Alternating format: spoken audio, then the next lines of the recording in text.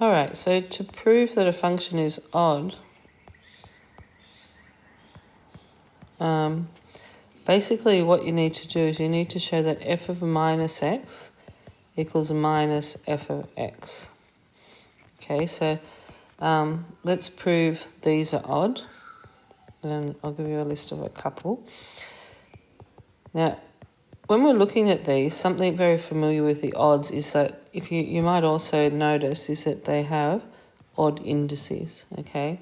And that's not including the constant, because the constant has a power of 0, which we kind of go with that is an even indice.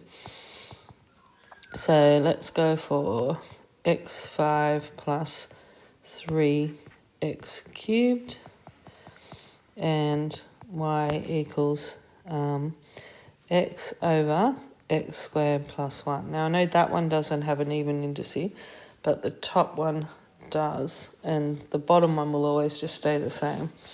Okay, so let's go through and look at the proofs of these. So we'll look at the first one. So I'm going to write it as f of x equals x cubed minus 3x. So if I find f of minus x, that means where there is an x, I'm going to put a negative. Minus 3 times minus x, which is minus x cubed plus 3x. Now, if I now find minus f of x, that's going to be, so I stick a negative outside what the f of x is. And then if I expand that, so I get minus x cubed plus 3x. And what you might notice here is that they both equal the same thing. So now we can just go, therefore, f of minus x equals minus f of x. Therefore, it is an odd function. Okay, now if you look at, let's look at the next one.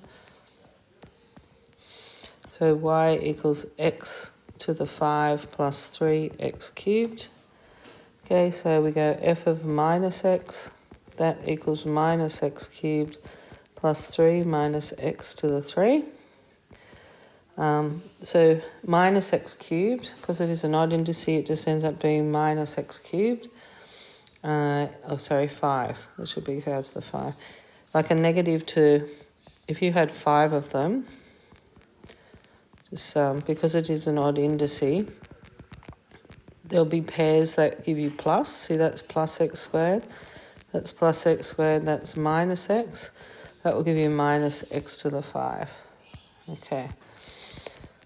So looking at this here, that ends up being minus 3x cubed. And minus f of x just means you stick a minus out the front of that. And so you get minus x5 minus 3x cubed. And then you notice that this and this are the same. So therefore, f of minus x equals minus f of x. Therefore, it is an odd function. And now the last one.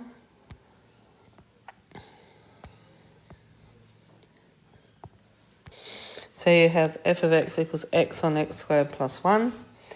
So f of minus x is minus x on minus x squared plus 1, which is minus x on x squared plus 1. And then we're just going to look at minus f of x. So that's going to be sticking a minus out the front of what your f of x is, which is that. So that's going to give you minus x on x squared plus 1, because you just do the minus on the top. Because if you stick a minus out the front, it's really like having minus 1. So it's minus 1 on 1, right? So the minus will just slip into the top, which will equal f of minus x.